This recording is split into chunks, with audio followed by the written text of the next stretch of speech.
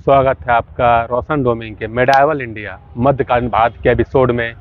आज हम उस स्थान पर जिसे कि बिहार का लाल किला कहा जाता है और देश का दूसरा लाल किला भी कहा गया है। और हम बात करेंगे ऐसे ही इंसान के बारे में, ऐसे शासनकाल के बारे में जो कि मुगल से लेकर माउंटबेटन तक रहा और जिसके कारण को स्वर्णिम इतिहास कहा गया, जिसके कारण शासनकाल में बहुत सारी उपलब्धियाँ प्राप्त की गई, चाहे शिक्षा के क्षेत्र में हो, स्वास्थ्य के क्षेत्र में हो, सुरक्षा के क्षेत्र में हो, चाहे देश के हित में रही हो। आज जानते हैं उस जगह के बारे में विस्तार से शुरू करते हैं।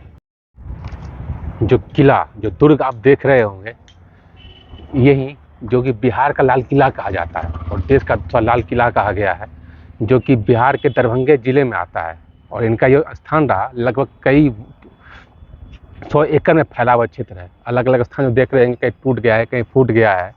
और इसे जो कहते हैं दरभंगा महाराज की, जिसकी की जो फाउंडर रहे थे महेश ठाकुर रहे थे, जो कि 1556 में रहे। और उसी 1556 में भी जो दूसरी पानीपत लड़ाई हुई थी अकबर के शासनकाल में, उसी के समकालीन भी रहेगी ये स्थान रहा। और इसका साक्ष्य देख रहे होंगे, जिसके आप मीनारे देख रहे हो, दीवार देख रहे होंगे, आपको हूबहू दिल्ली के लाल किला का याद दिलाता होगा। और इसका वर्ग क्षेत्रफल जो वर्तमान की ऊंचाई है दिल्ली के लाल किला से भी ज़्यादा है।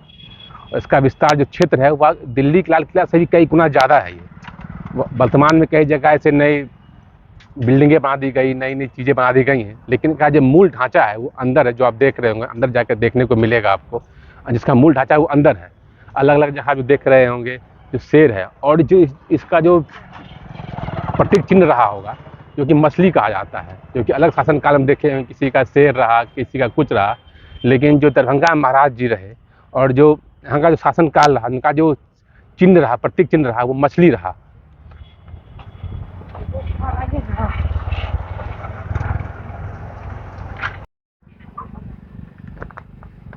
जो भव्य महल आप देख रहे होंगे, इसे ही दरभंगा महाराज का महल कहा गया है। और इसके जो संस्थापक है, जो फाउंडर रहे, वो महेश ठाकुर जी रहे, जो कि इनका जो कार्यकाल रहा 1556 से लेकर 1569 तक रहा। और रही 1556 में जो पानीपत की दूसरी लड़ाई लड़ी गई थी, उन्हीं के समकालीन रहा। और वहीं से ये समझ लीजिए कि जो दरभंगा का महाल का जो शासनकाल रहा वो मुगल से लेकर माउंटबेटन तक रहा। इतना बड़ा शासनकाल समझ सकते हैं। लगभग 20 महाराजा जो आए यहाँ पे रहे, अलग अलग 20 महाराजा रहे, जिसमें से कि महेश ठाकुर से लेकर महाराजा कामेश्वर सिंह जो कि अंतिम शासक रहे, जो कि 1962 में जिनका निधन हो गया था। और दरभंगा महल को रामबाग भी महल कहा गया। और इसके पीछे जो आप अलग देख रहे होंगे, जिसे कि बिहार का लाल किला और देश का दूसरा लाल किला भी कहा जाता है, जिसकी भव्यता आप ये समझ सकते हैं, जिसकी तुलना ही लाल किले से की जाए, जहाँ पे देश का प्रधानमंत्री झंडा फहराता हो, जो कि राष्ट्रीय प्रतीक, राष्ट्रीय चिन्ह हो लाल किला, उसी तुलना की जाए तो इसकी भव्यता का अनुमान आप इसके नाम से लगा सकते हैं। और इसकी जो वर्तमान जो क्षेत्र है वो लगभग 85 एकड़ में इसका फैला हुआ ये महल है। और इसका बात की जाए जो अगर इसकी इमारतें जो बड़ी बड़ी देखते होंगे, ये 18 से 33 मीटर तक की ऊंचाई है। इसका जो मुख्य किला, जो प्रवेश द्वार जो आपने पहले देखा होगा वीडियो में, वो लगभग 33 मीटर का रहा।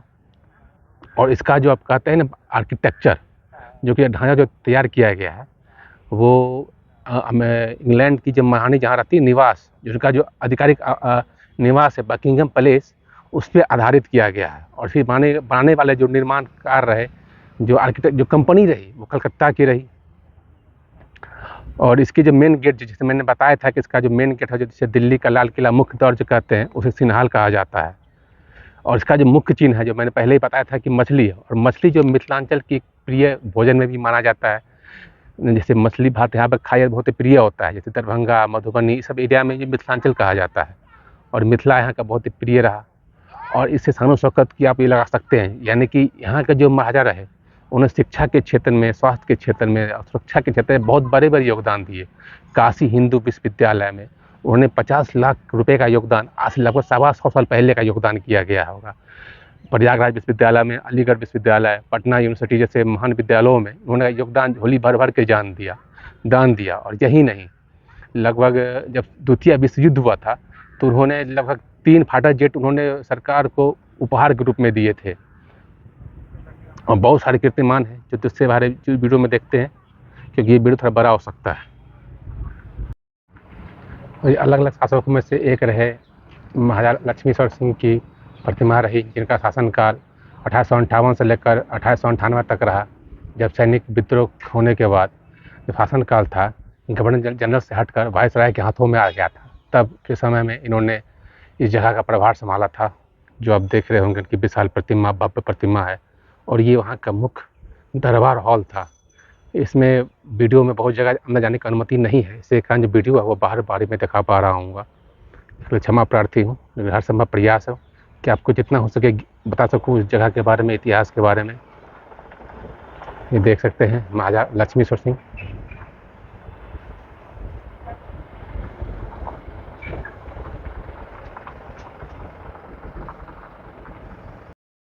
वर्तमान में जो स्थान है, कई जगह अलग अलग सरकारी विभागों में इसका वितरण हो गया होगा। जैसे कि देख रहे हैं शिक्षा विभाग में बटा दिया गया, तो परीक्षा विभाग हो गया, डाक विभाग हो गया, जो आप देख रहे होंगे ये पोस्टल ऑफिस में कर दिया गया है। बहुत जगह अलग अलग विभाग में इसका वितरण कर दिया गया, जिसके कारण जो इसका जो इतिहास रहा कहीं ना कहीं सिमट के रह गया।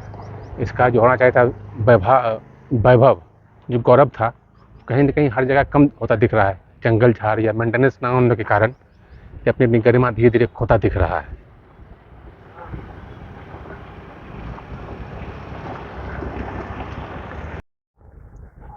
जो एक रेलवे का लाइन जो आप कह सकते हैं, जो यहाँ पहले का हुआ करता था, और ये उसी की प्लेटफॉर्म के जो ईंटें जो आप देखते हैं बिछी हुई, वो जो भले ऐसे बालू लग गया हो या लगी हो, लेकिन ये शायद ये आप मान सकते हैं, मैं कह सकता हूँ दावे के साथ कि बिहार का पहला ऐसा कह सकते हैं, या देश का पहला ऐसा जगह जिसके महल के अंदर रेलवे लाइन आया करता था, जो कि तिरहुत रेलवे के अंदर आया करता था। ये उसी की पटरियाँ के बगल का एक दीवार है या प्लेटफॉर्म जो कहते थे, उसी के अब अवशेष मात्र रह गए हैं। और इसकी आधिकारिक रूप से जो पुष्टि है एक दीवार के रूप में या पट पे बना दिया गया, लिखा गया, देखा गया है कि यहाँ पे कभी लगभग 1874 में जो बिहार का पहला रेलवे लाइन जो बिछा था वो यहीं पे बिठा था, दरभंगा के महाराज के महल में। इससे आप अनुमान लगा सकते हैं उनका गौरव, वैभव, आन बान शान का अनुमान लगा सकते हैं कि वो बिहारी नहीं, देश के पहले ऐसे शासकों में से रहे जिनके महल के अंदर रेल लाइन आया करता था। जैसे कि यहाँ पर देख रहे हैं लिखा हुआ है नरगौना टर्मिनल, 17 अप्रैल 1874 को जो पहली ट्रेन समस्तीपुर से चली थी वह हसई स्टेशन से होते हुए नरगौना टर्मिनल तक आई थी। यहाँ पर देखा लिखा हुआ है कि 17 अप्रैल 1874 को जो पहली ट्रेन चली थी बिहार में समस्तीपुर से, वहीं से होते हुए निकली थी। इसका एविडेंस जो आप देख सकते हैं, थोड़े बहुत लिमिट मात्र रह गए हैं, उसी में से एक मात्र एक बैनर तक टांग दिया गया ताकि लोग पता लग सके कि यहाँ का इतिहास क्या रहा होगा। अनुमान लगा सकते हैं कि देश के शायद पहले शासकों में से रहे जिसकी कैंपस के अंदर, जी हाँ, कैंपस के अंदर रेलवे लाइन आया हो, जिनके पास खुद का एक चार्टर प्लेन रहा हो उस समय से। आप समझ सकते हैं 90s में, भले 1874 में रेलवे लाइन आया हो, लेकिन उसके बाद में जब हवाई सेवा शुरू की गई, उनके कैंपस के अंदर भी हवाई एयरपोर्ट हुआ करता था, उनका खुद का एक निजी चार्टर प्लेन हुआ करता था। जब देश में, दुनिया में चार्टर प्लेन का आविष्कार हुआ, तो सब अनुमान लगा सकते हैं इससे आप। और ये जो मंदिर है ये भगवान इंद्र का मंदिर है, और ऐसा माना जाता है कि दरभंगा महाराज ने इसका निर्माण करवाया था तब जब इसकी पूजा पाठ भादों के महीने में किया जाए। भादों करता है जब जुलाई अगस्त के महीने में, अगर सावन में बारिश नहीं हो तो भगवान इंद्र का आवाहन करने के लिए इस मंदिर का निर्माण किया गया था। जो कि इसके मंदिर को देखेंगे तो जस्ट इनके जो महल था उसके जस्ट सामने इसका निर्माण किया गया था। अपने सामने से जिसका देखें इसका मुख्य द्वार है, इसी मुख्य द्वार के सामने अपने किले के अंदर जो देख रहे हैं, जैसे कि बिहार का लाल किला कहते हैं, जो ढांचा देखेंगे ना वो सेम टू सेम दिल्ली के लाल किला जैसा ही आपको दिखेगा। इसका जो मुख्य द्वार देखिए या अंदर अगर देखेंगे ढांचा उसी सेम जैसा ही दिखेगा, इसीलिए इसे भी बिहार का लाल किला और देश का दूसरा लाल किला भी कहा जाता है। और इसका मंदिर है जो कि मतलब लगभग साल में 10 दिन के लिए खुलता है मात्र, वो भी भादों के महीने में जिसकी पूजा की जाती है, भगवान इंद्र की पूजा के लिए किया जाता है।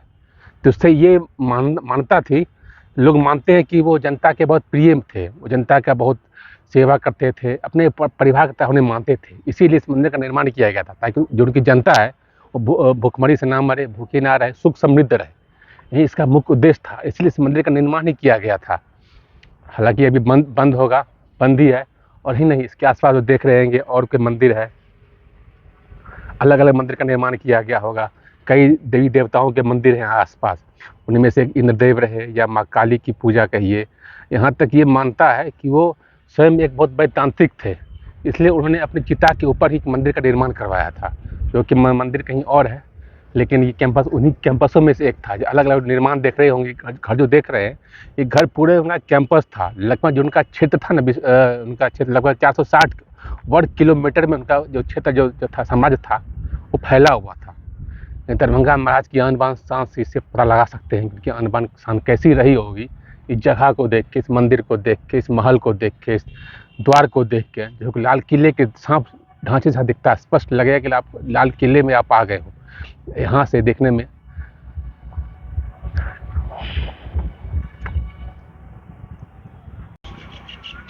तो आपको हमारा ये वीडियो कैसा लगा कमेंट में जरूर बताइए। अगर वीडियो अच्छा लग रहा है, चैनल को सब्सक्राइब करिए, लाइक करिए और शेयर करिए, और देश तक और देश के हर नागरिक तक देश का इतिहास को पहुंचाइए कि हमारा इतिहास कैसा रहा, कितना स्वर्णिम इतिहास रहा। सिर्फ बिहार का ही नहीं, देश का इतिहास देख के स्वर्णिम काल, जो वैभवशाली इतिहास रहा, लोगों तक पहुंचाइए। फिर मिलते हैं अगले वीडियो में। धन्यवाद। जय हिंद।